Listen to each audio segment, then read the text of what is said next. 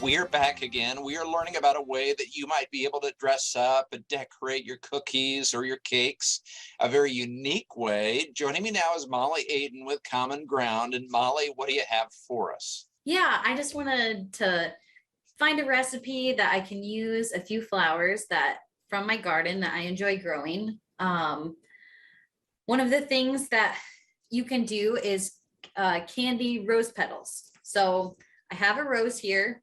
You're gonna need about 1 cup of rose petals, 1 egg white, and a fourth a cup of sugar. So what you want to do is wash your rose thoroughly and then pick the petals off and let it dry.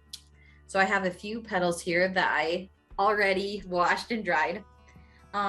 So you'll want to either use a paintbrush that you are strictly for food.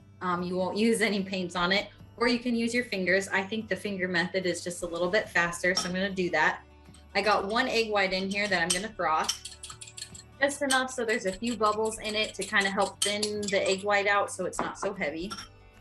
You'll dip your rose petal in there.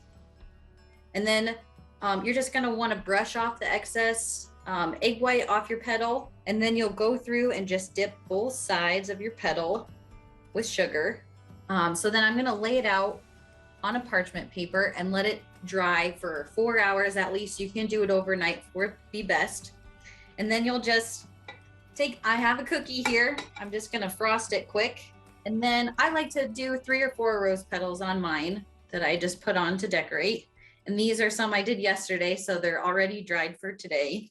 Just stick them on and they just make a little nice garnish on your cake or your cookie.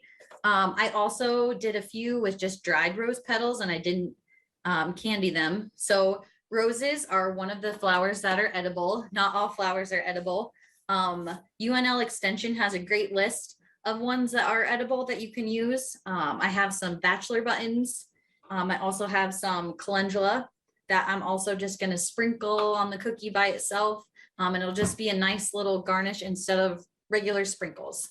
I would say I would recommend making sure that you haven't used any pesticides out in your garden.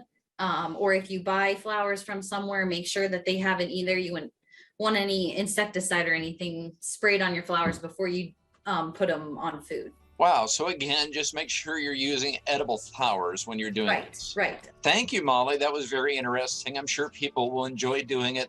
Thank you for being here today.